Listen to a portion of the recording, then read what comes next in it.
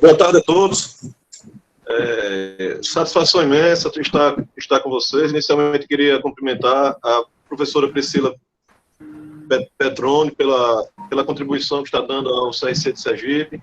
Cumprimentar também o nosso mediador, nosso conselheiro Sérgio Ricardo. Também agradecer, Sérgio, a sua colaboração, que não é nenhuma novidade. Você é um conselheiro sempre presente e também muito capacitado para conduzir essa nossa live. Queria dizer a todos que essa é a primeira de várias lives que faremos no decorrer desta pandemia, sempre atendendo ao objetivo de chegar com a informação precisa junto aos profissionais da contabilidade.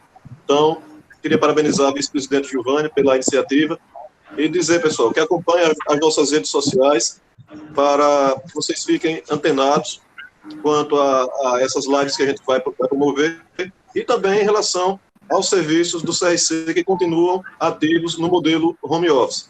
Então, estamos atendendo aos serviços de cobrança, registro, fiscalização e demais funções, demais atribuições do Conselho. Os contatos estão nas nossas redes sociais, no próprio site. E dizer que a de hoje foi de uma felicidade muito grande, João.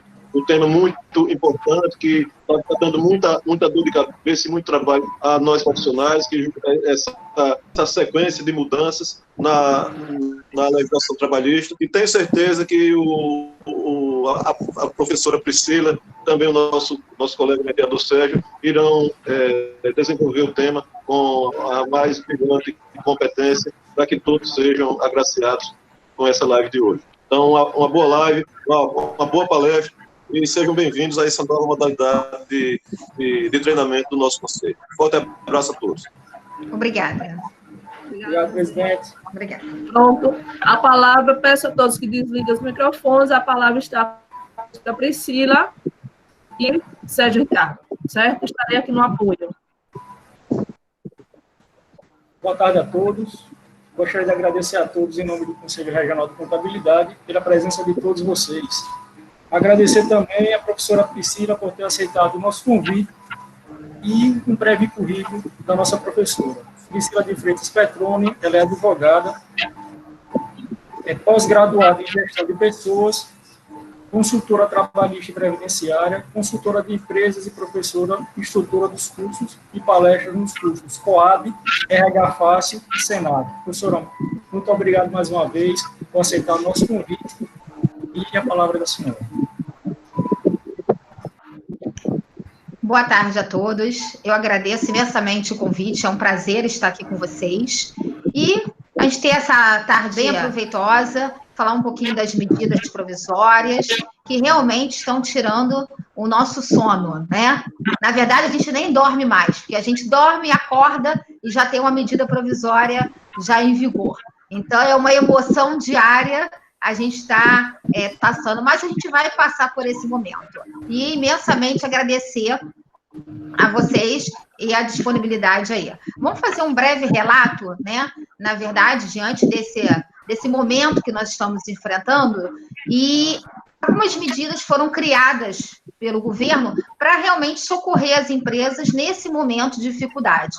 Então, no primeiro momento, a gente teve a decretação do nosso estado de calamidade pública, né? Foi um decreto legislativo número 6, que decretou o estado de calamidade pública, na verdade, durante o período de até o dia 31 de dezembro desse ano. Então, até 31 de dezembro de 2020, a gente se encontra nesse período de calamidade pública. Claro que esse decreto pode ser alterado, mas, a princípio, estamos em calamidade decretado até 31 de dezembro de 2020. E, diante disso, a gente teve algumas medidas para realmente socorrer e preservar, principalmente, o emprego e a renda, né, desses trabalhadores e das empresas, que realmente, nesse momento, estão realmente sem disponibilidade para honrar os seus compromissos com os seus trabalhadores. Primeiramente, a gente teve lá, em março, no finalzinho de março, lá no dia 24 de março, a decretação da medida provisória 927, que foi, na verdade, foi o primeiro momento de enfrentamento dessas dificuldades que a gente poderia. Que foram o quê? a possibilidade dos empregadores aplicar as medidas de protetivas do trabalho, que seria antecipar férias individuais, antecipar férias coletivas, antecipar os feriados, com exceção dos religiosos, que precisam de autorização do empregado, usar esse período que a pessoa está em casa para aplicar no banco de horas, e também a possibilidade do teletrabalho. Então, a gente teve algumas medidas de socorro nesse primeiro momento, e que as empresas foram, a grande maioria, obrigadas a fechar, outras determinadas por decreto municipal, estadual, a realmente fechar os seus estabelecimentos, e em outras estão trabalhando de forma parcial. Então, no primeiro momento, a gente teve essas medidas para ser aplicadas, claro, visando uma flexibilidade da nossa legislação trabalhista. Por exemplo, férias. A gente comunica o trabalhador 30 dias antes. Com essa medida provisória 927, teve a possibilidade de comunicar o empregado com 48 horas de antecedência, de pagar esse 1/3 constitucional que nós pagamos junto com as férias até 20 de dezembro desse ano. Fato esse inédito na nossa legislação trabalhista. E o pagamento das férias, que pela CLT nós teríamos que fazer 2 dias antes do início das férias, pode ser feito no momento até o 5º dia útil do mês subsequente a essas férias concedidas. Então, é claro que isso tudo visando um acordo com o empregado, sempre formalizando por escrito, temos que ter esse cuidado. Mas, Priscila, nesse momento, o trabalhador não está lá, ele está em casa. Eu não tenho contato pessoal, não está possível ter o trâmite de pessoas. Sim, mas a própria medida deu a possibilidade de usarmos o quê? Meios eletrônicos. Podemos usar o e-mail, podemos usar o WhatsApp, meios que nós tivemos que ter e controlar isso futuramente. Então, o melhor seria o e-mail, se não o WhatsApp, ou um contato. O grande problema do contato telefônico é a formalização que você não vai ter, mas sempre formalizando por escrito, para que depois a gente não tenha um questionamento futuro na nossa Justiça do Trabalho. E, após isso, na própria medida 927, a gente teve um artigo muito polêmico, que foi o artigo 18, que tratava da suspensão contratual, mas não teria remuneração para o trabalhador. Nessa MP 927, o trabalhador receberia um curso de qualificação dado pelo empregador de forma online, mas sem contrapartida de salário, o que causou na verdade, uma perplexibilidade no nosso ordenamento jurídico de como é que o trabalhador ia ficar em casa fazendo um curso de qualificação sem receber nenhuma renda. Como é que ele ia se manter nesse período? Então, o próprio governo revogou no mesmo dia esse artigo 18 da MP 927, que tratava dessa suspensão contratual por outra medida provisória 928. E, em decorrência disso, a gente teve uma outra medida provisória criada no dia 1º de abril, porque muitos empregadores diziam assim: tudo bem, eu posso antecipar férias, posso colocar em banco de horas, posso antecipar, mas uma hora o meu recurso não tenho mais. O caixa que eu tenho na minha empresa vai durar 15, 20, um mês. Talvez nem dure isso. Como é que eu vou me manter durante esse período? Eu tenho outras medidas que eu possa me socorrer. Aí o governo criou esse programa emergencial de preservação da renda e do emprego e criou a medida provisória 936 de 2020, que com publicação extraordinária no dia 1º de abril. E aí, essa medida realmente veio o quê? A entrar uma contrapartida do empregador e dos recursos da União. O governo entra com uma parte desse valor e com recursos bancados pela União, e o empregador entra com uma parcela, dependendo do que ele optar. Então, uma opção que o empregador tem, levando em consideração nessa medida 936, que ele pode reduzir salário, ter uma redução de salário proporcionalmente de jornada de 25%, 50% ou 70%, ou a possibilidade de fazer uma suspensão contratual. Na verdade, a suspensão contratual não vai ter trabalho, o empregado fica em casa durante esse período. O cuidado que a gente tem que ter é que nessa medida 936, a gente tem alguns detalhes que a gente tem que obedecer. Principalmente, vamos começar lá pela redução. A redução salarial e proporcionalmente da jornada, ela tem que ocorrer no período máximo, pela medida provisória, de 90 dias. Não pode ser maior do que esse período. E a suspensão contratual, a gente tem ela por um período de até 60 dias. Priscila, mas olha, no primeiro momento eu vou aplicar uma redução de 25%, porque eu ainda tenho um caixa para me manter. Mas daqui a 30 dias, se eu ver que as coisas apertaram, eu posso aplicar uma suspensão contratual? Porque eu já não vou ter mais recursos. Sim, você vai poder, desde que você aplicando as duas simultaneamente, na verdade, né? Terminando uma e começando outra, que você tenha um prazo máximo de 90 dias. E aí, o que consiste, Priscila, essa redução? Como é que vai funcionar na prática isso?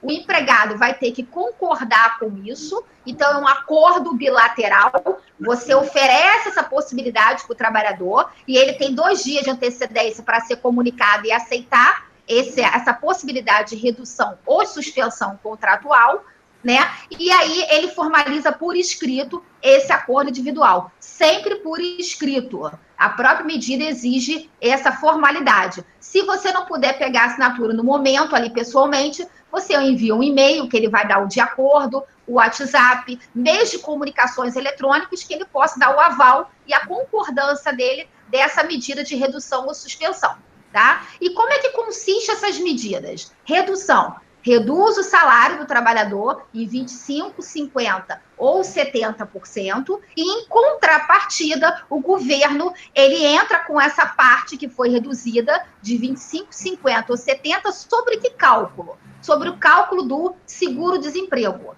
Então, esse é um benefício emergencial de ajuda, não é o seguro-desemprego. Seguro-desemprego, como nós sabemos, ele só é pago se houver uma dispensa sem justa causa ou uma rescisão indireta. Não.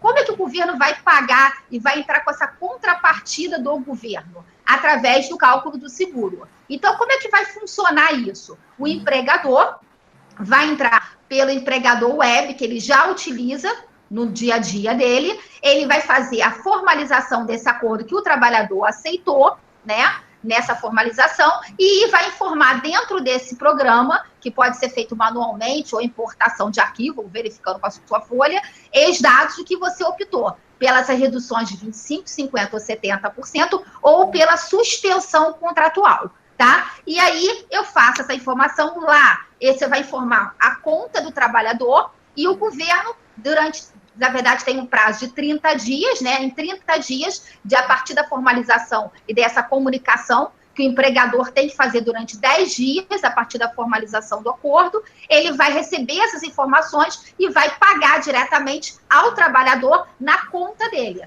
Mas, Priscila, o meu trabalhador recebe em espécie, ele não tem conta, não há problema. O próprio governo se manifestou pelo site do Ministério da Economia, que aqueles que não têm conta, os campos vão ficar zerados, e aí o governo vai abrir uma conta para esse trabalhador na Caixa Econômica ou no Banco do Brasil. Ainda não temos ainda os atos legais de como irá funcionar essa abertura, mas a princípio vai ser em nome do trabalhador. Com certeza o governo não deve criar nenhum custo, como não está criando para essa ajuda emergencial dos R$600 aos outras pessoas que não são os trabalhadores regidos pela CLT, para que o trabalhador possa receber esse valor. E isso a gente aplica no caso de uma redução, né? Redução de 25%, 50% ou 70%. Só tem um detalhe, que a gente não pode esquecer desse importantíssimo detalhe. Todos os trabalhadores da minha empresa vão poder entrar na redução dos 25%, 50% ou 70%? Não. Por acordo individual? Não. Então, a redução de 25% você pode aplicar para qualquer trabalhador, para qualquer faixa salarial dos seus trabalhadores. Já a redução de 50% e 70%, o governo, nessa medida 936, ele definiu o seguinte: trabalhadores que ganham até 3 salários mínimos, que dá em torno de R$ 3.135, e para aqueles que ganham acima de 2 vezes o teto previdenciário, que dá em torno de R$ 12.212, e tem um nível superior, esses você pode formalizar essa redução, né, de 25%, 50% ou 70% por acordo individual. Chama o trabalhador dá o aval, concorda, formaliza e faz a informação. Não esquecendo de informar ao sindicato também dentro desse prazo de 10 dias, o que foi feito nesse momento. Daqui a pouquinho eu falo da questão da ação direta de constitucionalidade que a gente está tramitando aí, tá? Então, esse é o primeiro momento que a gente tem. Priscila, mas e os outros trabalhadores que eu quero fazer redução? Você disse para mim que os 25% eu posso fazer para qualquer faixa salarial. Perfeito, por acordo individual. E os 50% e 70%? Você disse que só posso fazer para quem ganha até 3 salários mínimos médios e para quem ganha acima de 12.212. E aqueles que estão na faixa intermediária? Esse, o governo exigiu a participação coletiva, com a argumentação que esses da faixa intermediária na verdade, seriam aqueles que sofreriam as maiores perdas, né? Quanto mais você ganha, mais você vai ter uma perda com relação a isso. Mas, Priscila, você disse para mim que o governo entra com uma contrapartida do que o empregado ganha. Sim, mas a gente não pode esquecer, se o cálculo é feito em cima do seguro-desemprego, o seguro-desemprego tem o quê? Ele tem um teto de pagamento. O teto seria R$ 1.813. Então, de seguro-desemprego, ninguém ganha mais que esse teto. Então, a gente não pode esquecer que, obrigatoriamente, o empregado vai ter uma perda salarial. Quanto mais ele ganha, ele vai ter uma perda, porque não é em cima do salário dele. É em cima das 3 últimas remunerações, que é informado nesse empregador web, e aí o governo faz o cálculo como se fosse pagar o seguro-desemprego e aplica a porcentagem que a empresa optou, 25%, 50% ou 70%. E aqueles da faixa intermediária, que é aqueles que ganham acima de 3 salários mínimos médios e até 12.212, com nível superior, esses não vão poder fazer por acordo individual. Obrigatoriamente vão ter que fazer por acordo ou convenção coletiva, porque o governo imaginou o seguinte, como eles vão ter a maior perda, eles poderiam ficar fragilizados na hora de uma negociação com o empregador, exatamente pelo medo de perder o emprego. Então, o sindicato, obrigatoriamente, vão ter que ter essa participação. Isso a gente está mencionando no caso de uma redução. E agora, uma suspensão contratual. O que significa? A suspensão contratual, a redução salarial, eu reduzo salário e reduzo carga horária. O trabalho continua ocorrendo, ou no local, ou em teletrabalho, ou em home office, nós continuamos trabalhando com essa redução de salário e jornada. Já a suspensão, não. A suspensão, na verdade, é a possibilidade de não vai ter trabalho, o empregador vai ficar em casa e vai receber. O que vai diferenciar a suspensão, Priscila?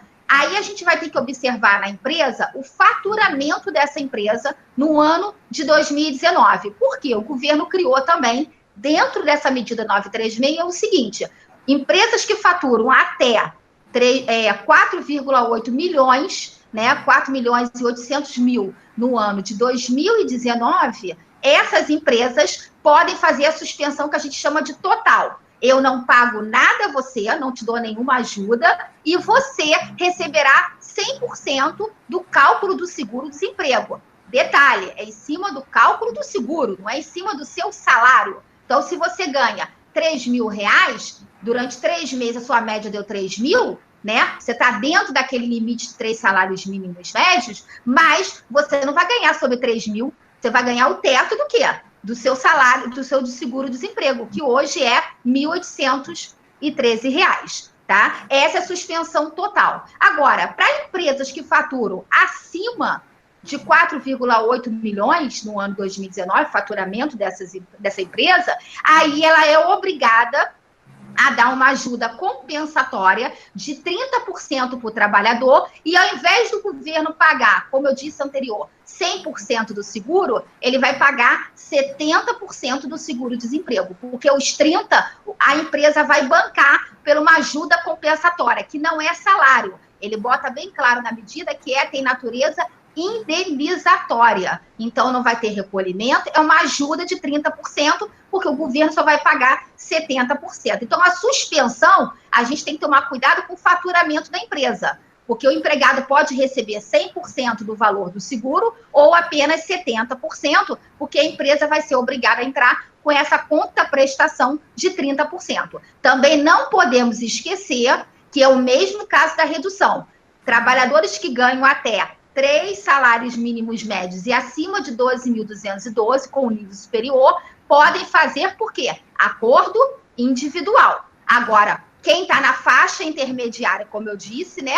Esses obrigatoriamente, seja com a suspensão total, ou seja, com essa ajuda paga pela empresa de 30%, vai ter que obrigatoriamente fazer por acordo coletivo. Então, assim, um resumo. Acordo coletivo, qualquer faixa salarial pode ser aplicado. O sindicato vai entrar e vai entrar na negociação conduzindo isso. Agora, se tratando de trabalhadores entre a faixa que a gente chama de intermediária, quem ganha acima de 3 salários mínimos até 12.212 com o nível superior, esses obrigatoriamente você vai poder fazer, mas vai precisar do aval e da chancela do sindicato por acordo coletivo para aplicar a suspensão. Os outros você vai poder fazer por acordo individual, diretamente, claro, com aceite do trabalhador. Tá? E aí a medida vinha, na verdade, foi publicada tem validade a partir de 1/4, e aí a gente foi surpreendido por uma ação direta de inconstitucionalidade, 6363,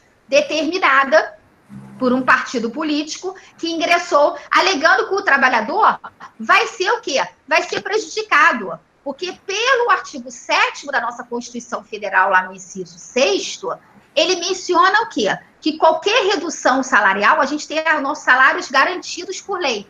Qualquer redução desse salário precisa do aval do acordo convenção coletiva. Então, com base nesse artigo 7º, foi questionado por essa ação direta de inconstitucionalidade dessa medida. E aí, uma medida liminar, dada pelo nosso ministro Ricardo Lewandowski, por medida liminar, não é a decisão final, é apenas uma liminar, ele definiu o quê?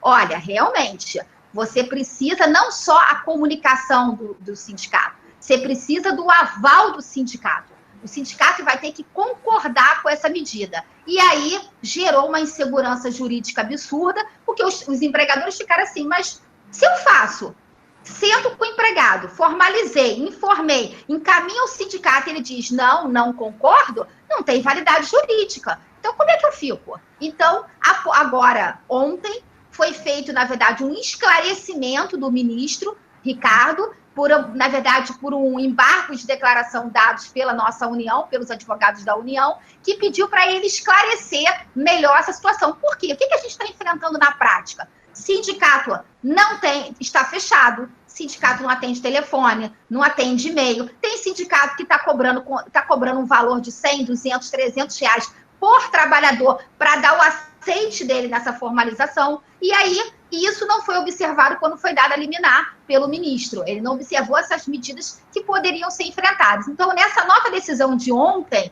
ele mencionou o seguinte, ele fez um esclarecimento que, assim, na verdade, não esclareceu totalmente, né? Continua gerando a insegurança, porque ele diz o seguinte, se eu comunico o sindicato não se posiciona, vale a minha configuração por acordo individual, né? Vale a minha configuração. Eu comuniquei, dentro dos 10 dias ele não se manifestou, vale o meu acordo individual com o trabalhador. O problema é quando o sindicato, ele não aceita essa negociação, né? Ou então ele está fazendo isso, ele está cobrando por esse valor, ele está obrigando a empresa a ser sindicalizada, ele está cobrando as contribuições, que a gente sabe que desde a reforma trabalhista não é obrigatória, é facultativa, só que continua a insegurança jurídica e quinta-feira agora, dia 16, se eu não estou enganada, dia 16, o Supremo Tribunal Federal marcou lá no pleito do STF, né, o quê? Uma decisão. Vai o pleito decidir se essa medida realmente precisa do aval do sindicato, ou apenas a comunicação já basta como aceite daquela situação. Só que isso vai gerar polêmica, já está gerando, porque no próprio esclarecimento que ele fez ontem, ele mencionou o seguinte, olha, ok, o acordo é válido, a medida está valendo, pode ser aplicada. Só que ele colocou o seguinte, se porventura, posterior a esse acordo, o empregado vier a fechar uma negociação com o sindicato que esteja em desacordo com o que ele fechou lá no acordo inicial, vale a decisão do sindicato. Nossa, imagina, eu fiz um acordo de suspensão de 30 dias, o trabalhador recebeu 30 dias após, normalmente, o benefício, e aí chega lá no sindicato, daqui a 30 dias, o sindicato diz assim, não, eu não aceito suspensão, eu aceito no máximo uma redução de 25%. Como é que esse trabalhador vai ser? Ele vai devolver o dinheiro para o governo que ele recebeu? vai ter validade jurídica dessa informação? É muito complicado. Então, assim, é por isso que nós precisamos do pleito do STF decidindo para a gente ter um esclarecimento mais coerente que não traga tanta insegurança jurídica. Porque pensa o seguinte, se eu comunico ao sindicato, o sindicato é fechado, eu mandei a comunicação, ele não se manifestou, ok, ele disse que meu acordo está válido. O problema é o sindicato cobrar, dizer que não vai aceitar, o sindicato dizer, não, vamos sentar aqui na mesa de negociação.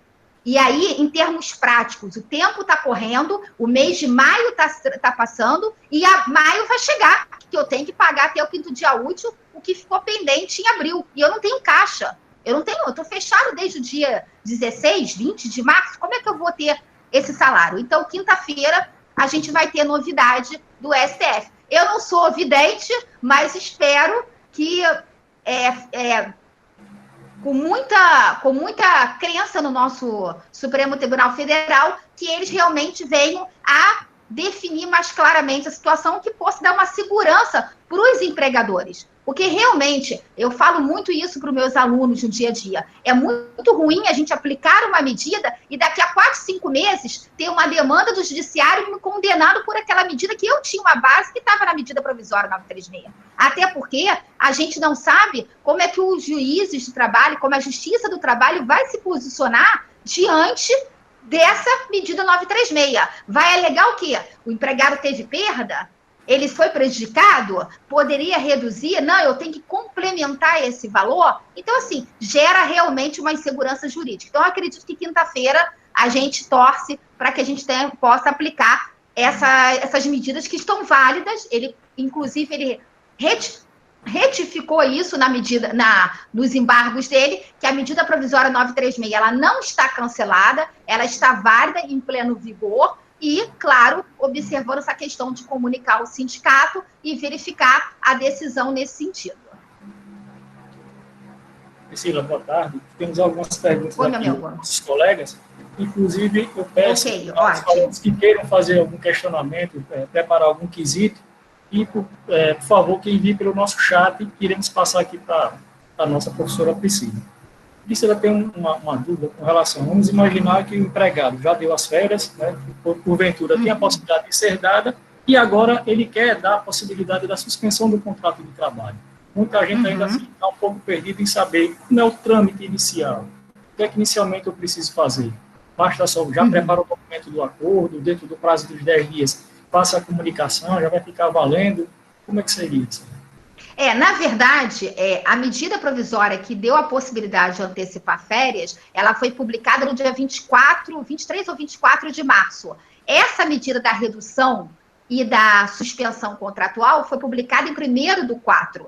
Então, realmente, lá em 24 de março, os empregadores não tinham nem a possibilidade de fazer redução e suspensão. Então, muitos fizeram o quê? Eu dei férias. A medida me permitia isso. O que a gente está orientando? Como a gente não tem isso claro na medida 936, o entendimento isso pacífico de vários juízes que eu observei, vários entendimentos da justiça que estão se posicionando nesse sentido. É esperar terminar essas férias que foram dadas, e aí, durante o finalzinho dessas férias, você não tem que comunicar ao trabalhador o aceite dele 2 dias antes de iniciar a redução ou suspensão. Então, antes de terminar essas férias, já entra em contato com o trabalhador. Olha, as suas férias vão terminar na sexta-feira.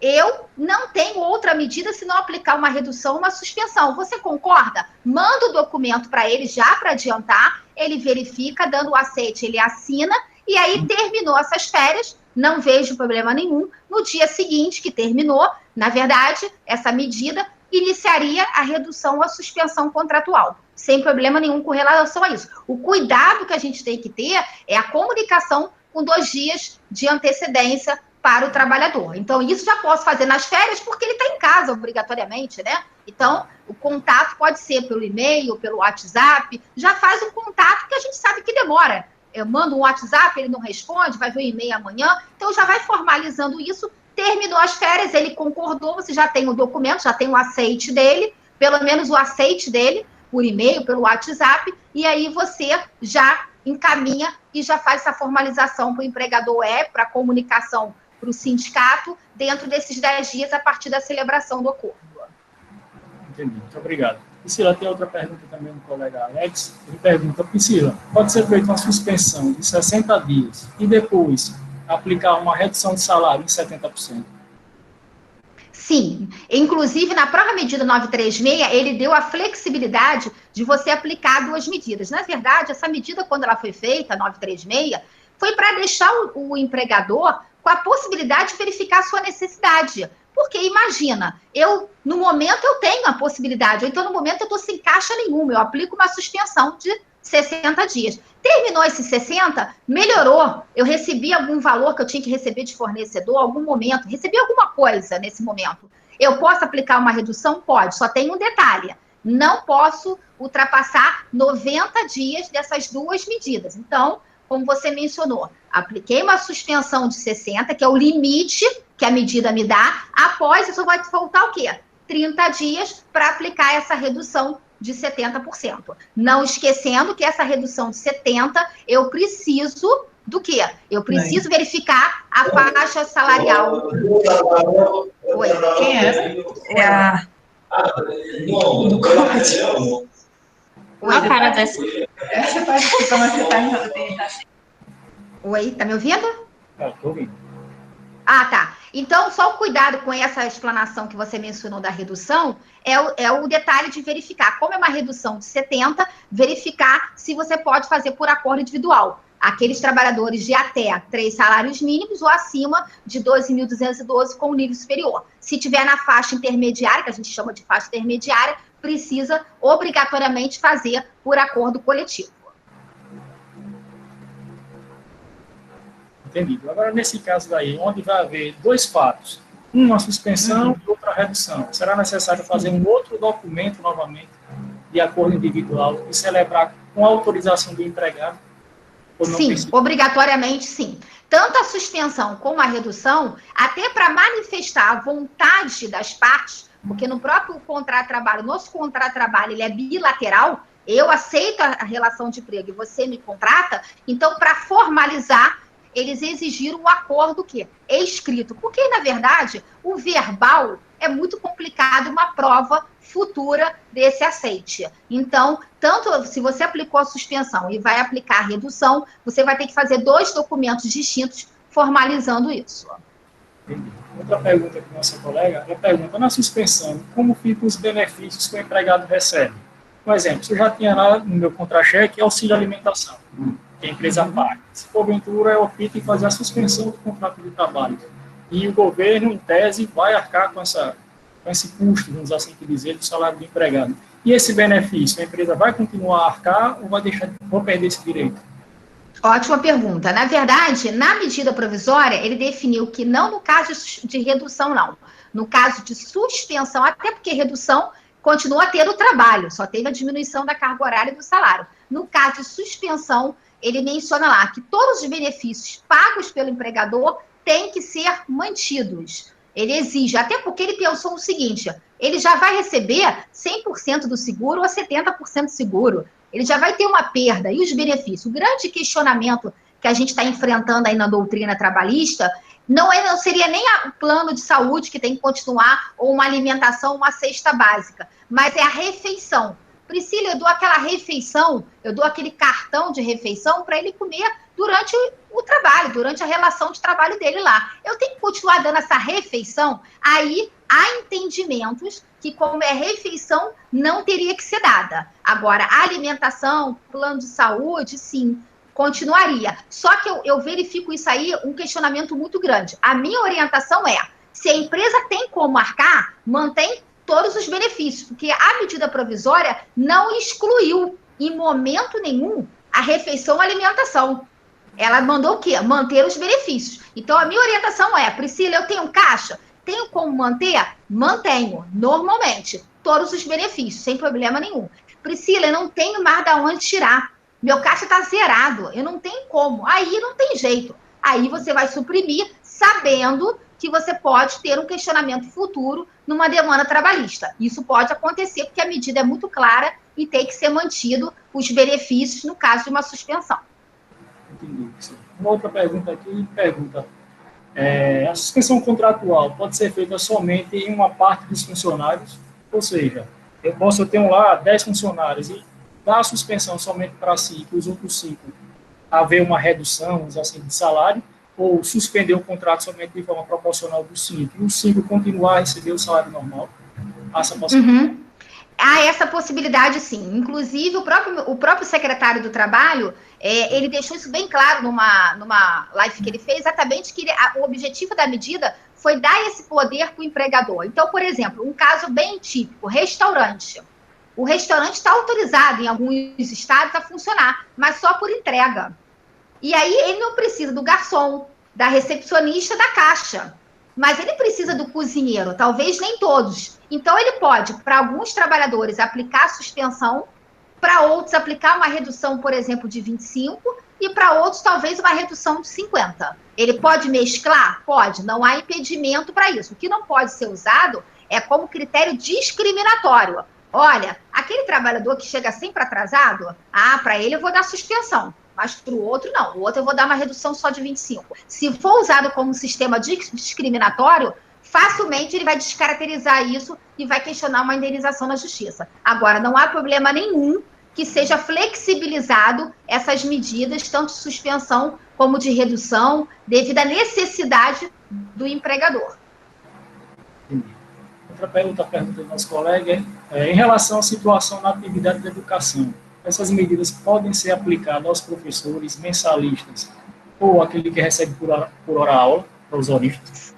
Sim. Na verdade, essa medida provisória deu a possibilidade de aplicar para todos regidos pela CLT. Eles só excluíram dessa possibilidade aqueles que são vinculados à União, aos estados, aos municípios, que têm regime próprio, que não são regidos pela CLT, ou aquelas subsidiárias das empresas públicas, né? Esses. Agora, todos os trabalhadores, nós, regidos pela CLT, nós podemos, seja no ramo da educação, em qualquer tipo de ramo, né? Atendendo, claro, esses detalhes de observar a faixa salarial e fazer por acordo individual ou coletivo, todos podem aplicar normalmente.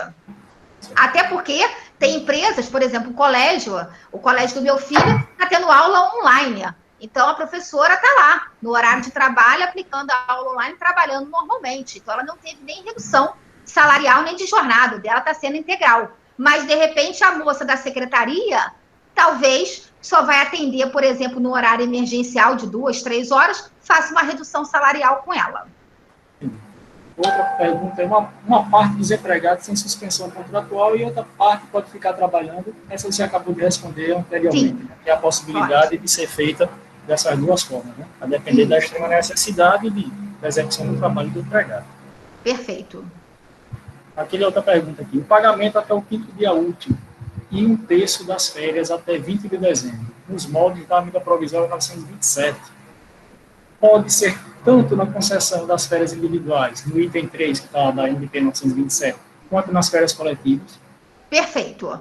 Apesar de ele estar descrevendo lá nas individuais, isso já está pacífico, se trata de férias, então a possibilidade de pagar 1/3 pode ser feita até 20 de dezembro, né, que é o prazo máximo, nada impede que ele pague agora, se ele tiver essa possibilidade, até porque a gente tem que pensar que em dezembro nós vamos ter o quê? 13º, a gente tem as nossas obrigações lá, então a gente já tem que se preparar como a gente vai enfrentar lá na frente, e o pagamento até o 5º dia útil também. Também, se a empresa tiver a possibilidade de pagar, respeitando o que nós já temos pela CLT, dos 2 dias antes do início, ela pode, mas se aplica para tanto para as individuais como para coletivos. O detalhe das férias é que ele menciona lá que elas não podem ser inferiores a 5 dias corridos. É um período mínimo, né?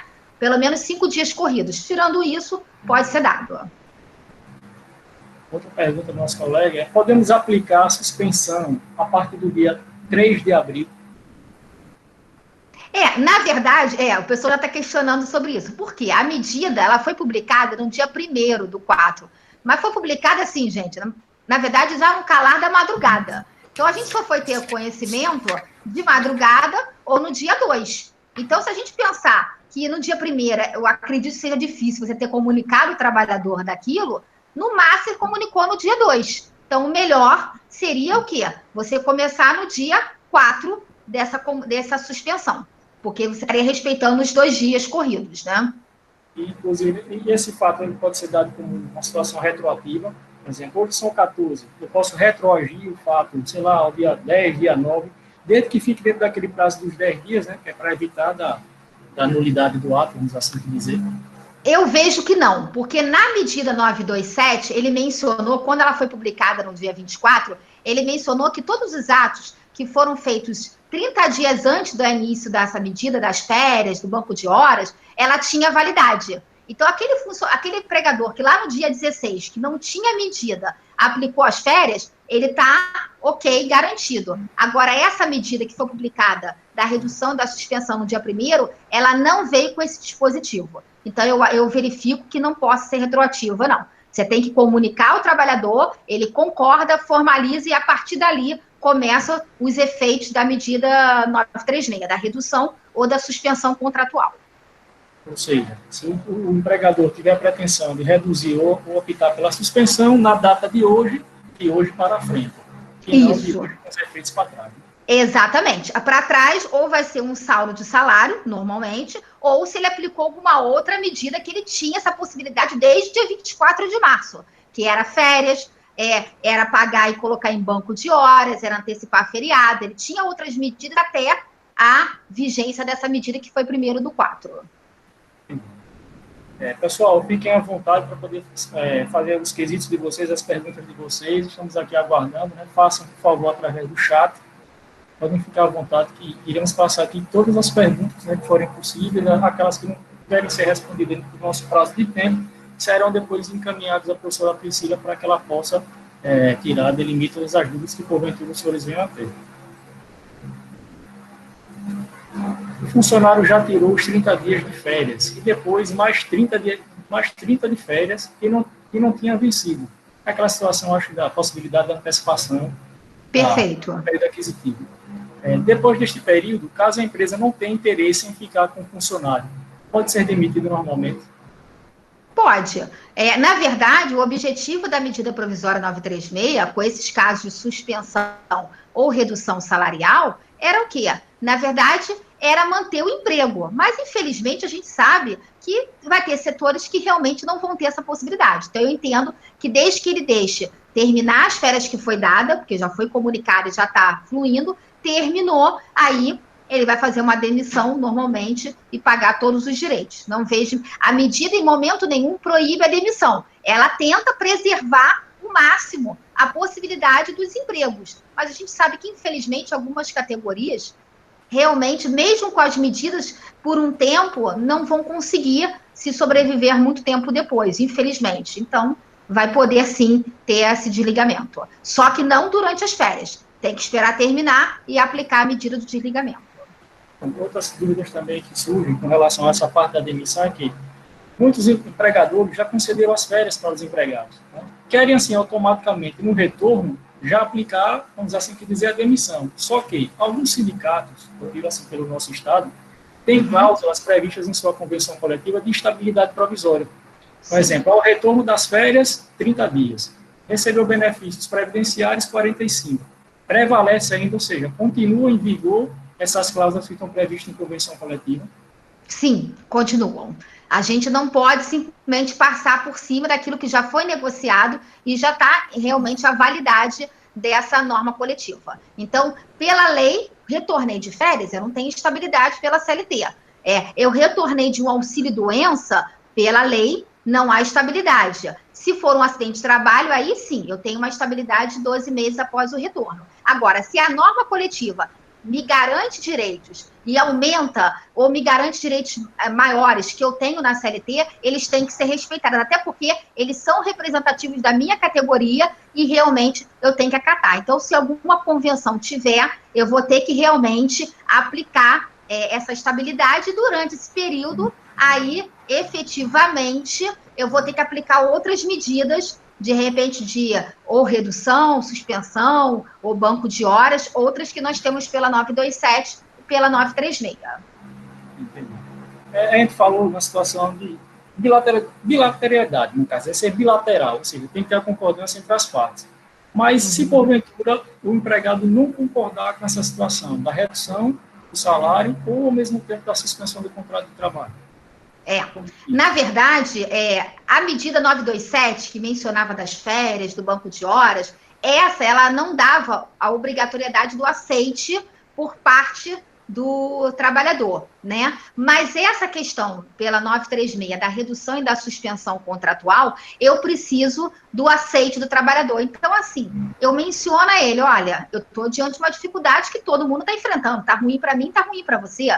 E para mim não te demitir, você aceita? Ah, não, eu não quero. Então, infelizmente, ele não é obrigado a aceitar, e se ele não aceita, aí o empregador ou vai adotar outras medidas pela 927, que seria férias, colocar em banco de horas, ou então, infelizmente, vai ocorrer a demissão desse trabalhador. Não tem... E aí a gente já tive questionamentos dizendo, Priscila, mas se ele não aceitou, eu vou dar uma demissão por justa causa, porque ele não aceitou o acordo. Não posso. É uma possibilidade ele aceitar o acordo. Se ele se nega, você não pode dar uma medida disciplinar nem a justa causa, porque ele não quis assinar. Aí vai ser uma dispensa sem justa causa normalmente. Outra dificuldade, praticamente os empregadores estão passando, na verdade, assim, passando para a gente essa responsabilidade do contato com o sindicato. Muitas das vezes, assim, o sindicato, a gente tem que adivinhar qual é o e-mail que o sindicato possui. Ele, porventura, não atende um contato telefônico. Se você for até o local presencialmente, as portas estão fechadas. Como é que a gente deve proceder a título de sugestão, já que a gente tem um prazo de 10 dias para poder fazer essa comunicação ao sindicato, e os meios a gente não consegue em hipótese alguma. Na verdade, como a gente tem essa obrigatoriedade e não tem nenhuma isenção de ser aplicado, a minha orientação é que, pelo menos, seja enviada, nem que for um telegrama com acuso de recebimento, mesmo que esse telegrama depois volte, que ninguém recebeu, que estava fechada, ou um e-mail, né? Pelo menos isso, pelo menos mostrar a boa-fé do empregador que ele tentou o contato. Porque na própria decisão do ministro, ele diz a inércia do sindicato vale-se como válido o acordo individual. O que eu não posso é eu fazer com o empregado esse aval, lançar no empregador web e fazer nada. Não, algum meio eu tenho que utilizar. Então, eu mando lá, verifico lá o endereço desse sindicato, mando um telegrama com a R, eu tenho um e-mail, eu mando esse e-mail, eu tenho um telefone, ninguém atende, ok, verifica se tem um WhatsApp que você possa mandar, um contato, não tem. Então, pelo menos, Priscila, não consigo nada, pelo menos um telegrama com a R para esse sindicato. E aí a gente sabe que aí a gente vai ter que ter uma decisão do nosso Supremo Tribunal Federal para abranger esses casos. O sindicato está fechado. E eu não acredito que... O que eu verifico é que o sindicato ele não pode ser inerte nessa corresponsabilidade dele de observar os direitos dos trabalhadores. Ele representa aquela categoria. Ele foi construído com essa finalidade. Então, no momento desse, eu simplesmente fecho as portas, não atendo ninguém, não tenho um contato, é muito complicado. Eu tive alunos que foram lá pessoalmente do sindicato bater na porta, né? O sindicato é fechado. Não tem contato, não tem ninguém atende. Então, pelo menos, o que eu oriento para você cumprir a obrigatoriedade para evitar depois, se tiver um questionamento e mostrar a tua boa-fé de você ter respeitado a medida, pelo menos um telegrama com a R ou pelo menos um e-mail, algo que mostre que você fez essa medida e que notificou daqueles trabalhadores que estavam abrangidos por essa medida. Eu vejo que pelo menos a gente vai discutir lá na frente, se for o caso, essa boa-fé e o momento de imediatividade que a gente tem perante o momento que a gente está enfrentando de emergência aí. Essa formalização junto ao sindicato pode ser da forma mais simples possível ou pode acontecer de algum determinado sindicato exigir requisitos nos moldes, como se criasse um layout para poder a pessoa fazer a formalização desses pedidos. Eu tenho que cumprir o requisito da exigência do próprio sindicato. Infelizmente, a medida ela não definiu isso. Então, assim, a minha orientação é tentar seguir na medida da razoabilidade que o sindicato está pedindo. Por exemplo, eu vi sindicatos que estão pedindo o seguinte, olha, você formaliza por e-mail todos os trabalhadores e as medidas aplicadas. Depois eu vou precisar que você escaneie, não precisa ser agora, mas eu preciso depois que você escaneie esse acordos para ver o aceite do trabalhador. Ok, tem uns que está pedindo para tirar uma cópia desse documento e enviar. Então, infelizmente, a gente tem que tentar aplicar, eu entendo que teria que seguir esses requisitos, mas, claro, dentro de uma razoabilidade. Não, eu quero que o trabalhador venha aqui pessoalmente e diga que ele aceite. Aí a gente sabe que isso é inviável, porque a gente até está proibido de se locomover nesse período, e aí a recomendação é ficar em casa. Então, eu acho que as empresas têm que tentar aplicar esses requisitos, claro, aplicando a razoabilidade e o bom senso nesse momento. Apesar que em alguns momentos nem todos têm esse bom senso, mas a gente tem que cumprir uma determinação da medida provisória. O funcionário fez horas extras no mês de fevereiro. Podemos fazer banco de horas agora?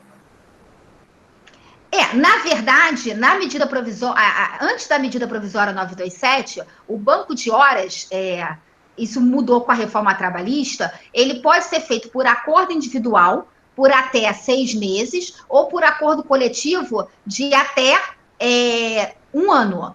Com a reforma trabalhista, ele deu essa possibilidade de fazer por acordo individual de até 6 meses. Só que com a medida provisória 927, ele deu a possibilidade desse banco de horas ser de até 18 meses após o término da calamidade pública. Então, se eu tenho um decreto dizendo que a calamidade pública vai até 31 de dezembro, eu vou ter até 18 meses após esse período para o empregado trabalhar 2 horas a mais, limitada. Na verdade, a 2 horas a mais de jornada, limitada a 10 horas diárias, para compensar esse banco de horas. Então, assim, não vejo impedimento se ele já tem um banco de horas, né? Já tinha um crédito. Agora, para isso, ele já teria que ter um crédito, tá? Ele já teria que ter um banco de horas instituído. Se ele nunca teve banco de horas e está começando a fazer daqui em diante, de março em diante, aquilo que ele fez antes tem que ser pago como hora extra, obrigatoriamente. Porque para o banco de horas, mesmo antes da medida, precisava da formalização por escrito disso. Entendi. Então, ou seja, antes da medida provisória já deveria ter sido concretizado, né, o acordo individual para o prazo de 6 meses e o acordo coletivo para os prazos de 11 meses. E agora ele usufruir, no caso, das horas que ele já tinha feito antes da medida provisória. Isso, e se por acaso surgiu a medida e ele não tinha banco de horas, eu não aplicava, eu posso fazer agora com o meu trabalhador, daqui em diante, por esse prazo de 18 meses? Pode, não há problema nenhum. Ele não tem a exigência prévia de você ter anterior. O que eu vejo é que se você tinha um anterior, você tem que ter esse cuidado dessa validade do teu banco anterior que você tinha. Para quem faz jus à suspensão, redução, traz alguma estabilidade obrigatória? Na verdade, tanto na redução salarial, né, proporcionalmente à jornada, como na suspensão, foi ótima pergunta, que esse ponto eu não mencionei. Tanto na redução salarial como na suspensão, a medida deu um tempo de garantia de emprego. Imagina, o trabalhador já teve uma perda salarial nesse período, já está fragilizado, imagina, acabou a medida, voltei ao trabalho, está na rua. Então, ele deu na medida provisória a possibilidade, na verdade, a exigência do empregador garantir um tempo de estabilidade provisória. Qual vai ser esse tempo? Na verdade, é o tempo que durar a medida. Então, por exemplo, você deu uma suspensão de 60 dias. Ele vai ter esses 60 dias de estabilidade, mais o mesmo período dado posteriormente ao retorno desse prazo que você deu a suspensão. Então, se você deu uma suspensão de 60, ele está na estabilidade, acabou a suspensão, voltei ao trabalho, eu vou ter mais 60 dias de estabilidade para garantir isso, tanto na redução como na suspensão. E aí, se o empregador falar, olha, eu não tenho como, eu vou mandar embora, aí a medida diz o seguinte, é uma estabilidade provisória, mas se você não respeitar esse prazo, você vai ter que, além das verbas trabalhistas normais, que você já paga a ele, você vai ter que, obrigatoriamente, dar uma indenização pelo tempo. Aí ele coloca lá na medida os prazos, tá? Se você fez uma redução de até 25%, você pagaria 25% de salário do trabalhador. O outro caso, ele deu 50% e, no total, um salário integral do trabalhador. Aí ele cria um critério dentro da medida provisória. Depois eu disponibilizo para vocês esse critério que foi dado de estabilidade. Mas tem que ser respeitado. Se não for respeitado, vai ser convertido em indenização. Coisa nova que nós não tínhamos antes lá na CLT. Na CLT, qualquer estabilidade que ele dava pela CLT, eu não podia converter em indenização, salvo por decisão judicial. Aquelas indenizações do sindicato, e aí o sindicato permitindo, elas podiam ser dadas e serem indenizadas. É um instituto novo que foi criado com a medida provisória, 936. E, nesse caso, a estabilidade provisória ela pode ser quebrada. No caso, Sim. se porventura, se o empregado pedir demissão ou foi demitido por justa causa, não cabe essa estabilidade provisória. Exatamente. Isso foi muito bem feito, que ele colocou um artigo específico para isso. No caso de demissão, pedir demissão ou cometi uma falta grave que me gera uma dispensa sem justa causa, não cabe isso. Na verdade, essa estabilidade foi apenas por uma dispensa sem justa causa. Pegando a situação ainda da formalização do documento, da comunicação junto ao sindicato, ótimo, eu acabei encontrando o sindicato, já sei onde ele está localizado, já sei o e-mail, me atenderam pelo telefone, ótimo. Agora, e para aquelas situações onde uma categoria X de tipo de empregado não possui sindicato representativo? Como é que eu fazer essa comunicação, já que não tem um sindicato? Nesse caso, na ausência de sindicato, aí a gente tem regido pela própria CLT, eu posso procurar quem? As confederações, né? Então, tem as confederações daquele, então, às vezes, na minha localidade, eu não tenho um sindicato na minha categoria, mas eu tenho uma confederação que representa toda aquela localidade. Aí você vai ter que tentar localizar essa confederação que abrange a tua categoria. Aí, claro, se eu não tenho confederação, não tenho sindicato, não tenho essa representatividade, aí, infelizmente, eu não vou ter como cumprir essa determinação. Não há uma alternância dessa obrigação do sindicato. Não tenho sindicato, não tenho confederação, não tenho, na verdade, nenhum que represente aquela categoria, aí realmente a gente vai deixar de cumprir essa obrigatoriedade. Mas tem que ser tentado verificar se existe uma confederação. Às vezes a gente não tem sindicato na localidade, mas na confederação que abrange, a gente tem esse atendimento. Aí a gente tem que fazer o mesmo sistema. Na verdade, assim, vai ter que fazer uma busca ao tesouro, né? Vamos assim Exatamente. E aí, infelizmente, a gente não tem a ajuda de ninguém. Porque quando alguém me pergunta assim, Priscila, como é que eu acho o sindicato? Aí, infelizmente, eu tenho que dizer, tem que fazer uma busca.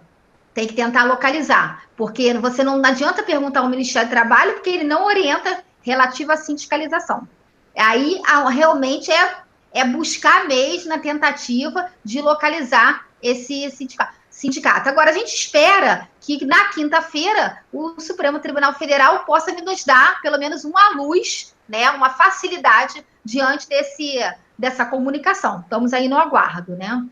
Então, seria interessante, nesse caso, aguardar, quem tem já a pretensão de formalizar tanto a redução quanto a suspensão, aguardar pelo menos esse posicionamento de quinta-feira, ou, se tem pressa, vamos logo fazer. Na verdade, gera aquela insegurança jurídica, né? Eu entendo o seguinte, se você ainda não fez, vamos esperar até quinta-feira, hoje é terça. Vamos ver quinta-feira como é que vai sair, pelo menos para a gente ter uma garantia. Agora, Priscila, a medida começou a vigorar 1º/4. Eu não podia mais esperar, eu não tinha mais caixa. O que eu tinha acabou lá em março. Então, eu apliquei a medida, fiz e vou correr o risco depois de um questionamento judicial posterior. Mas não tem jeito. Eu não tinha mais como deixar o meu trabalhador o quê? Fragilizado. Porque imagina, eu começar a fazer a medida a partir do dia 16, dia 17, e esses 16 dias?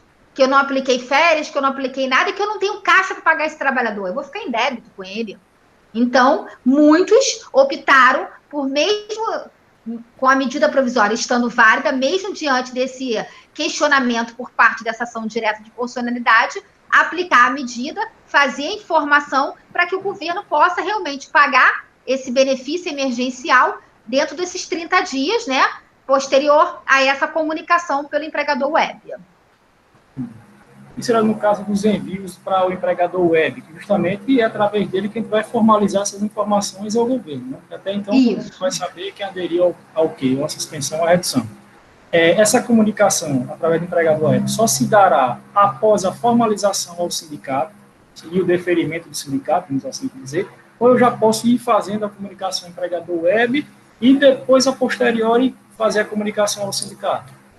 Esse é o grande questionamento que as empresas estão enfrentando. Porque, a princípio, pela redação da medida provisória, eu teria que formalizar e, dentro desse prazo de 10 dias, comunicar ao sindicato para saber se houve realmente a negativa ou foi inerte essa comunicação, esse contato, para aplicar pelo empregador web. né? Mas muitos empregadores, diante da urgência, estão fazendo essa comunicação e estão informando pelo empregador web. Até porque, se por acaso tiver alguma mudança, apesar que o Ministério da Economia não fez nenhum ato explicando sobre a formalização do empregador web, o que a gente tem são notícias divulgadas no próprio site do Ministério da Economia. Se por acaso isso ficar invalidado por algum motivo, eu vejo que o Ministério do Trabalho vai ter que ter algum momento para a gente cancelar aquela informação, né? Por enquanto, nós não temos. Mas aí é uma decisão da empresa mesmo. Então, seja em regra, primeiro a comunicação ao sindicato, havendo o aval do sindicato, vamos assim dizer, a comunicação agora através do empregador web. Isso aí. Pessoal, mais alguma pergunta? Podem ficar à vontade. Sérgio? Oi, Gil. Não tendo mais perguntas, por conta da nossa agenda, se não cai, vai ser mais complicado. Faça o encerramento e avise ao pessoal da nossa próxima live, em quinta-feira. Nós estamos tentando fechar com o superintendente do BNB, né?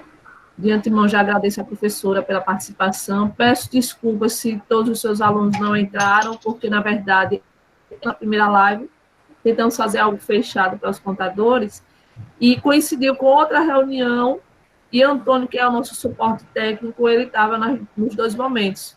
Então, no momento de liberar, né, deve ter acontecido isso. Então, peço desculpas, alunos da CEF não podem entrar, e já de antemão já digo que faremos convites, certo? Para outros momentos como esse. Sérgio? Eu que agradeço imensamente aí a vocês e estou à disposição de vocês. Eu gostaria de agradecer mais uma vez pela aceitação do nosso convite, né, em nome do Conselho Regional de Contabilidade. Agradecer também a participação de todos, né, que puderam participar agora nesse momento. Justamente, grandes dúvidas que nós profissionais da área de contabilidade estamos tendo, e com certeza teremos ainda, e com certeza novas novidades, eu acredito que novas MPs irão surgir até o encerramento desse problema aí do coronavírus. E agradecer, claro, né, a todos que participaram e convidá-los para as nossas próximas lives que irão acontecer ainda essa semana. Teremos outros novos temas aí, iremos agora verificar a possibilidade, fizemos os convites para as pessoas representantes das instituições financeiras com relação a essas linhas de crédito que estão disponibilizadas para os donos de empresa. Né, ou seja, a gente tem a relação da informação trabalhista, mas vai chegar um ponto também que a gente vai precisar de saldo de caixa para poder manter o estabelecimento, seja para a esfera trabalhista, seja também para um recurso de fluxo de caixa, que a empresa também precisa se manter. Priscila, muito obrigado mais uma vez, agradeço de coração por ter aceito o nosso convite, e o Conselho de Contabilidade agradece a todos pela presença, e obrigado, uma ótima tarde para todos. Eu que agradeço imensamente aí pelo convite, estou à disposição, a gente tem que se ajudar nesse momento, são muitas dúvidas, a insegurança é muito grande, até para nós, profissionais de direito, é uma insegurança, mas a gente tem que aplicar sempre o bom senso, o cuidado, e a gente vai conseguir superar esse momento, se Deus quiser. Claro que teremos atropelos, teremos dificuldades, todos nós estamos enfrentando, profissionais como vocês, como eu, autônomos, que estamos aí na luta diária, é complicado, mas eu estou à disposição, agradeço imensamente e estou à disposição de vocês, qualquer dúvida, estamos aí.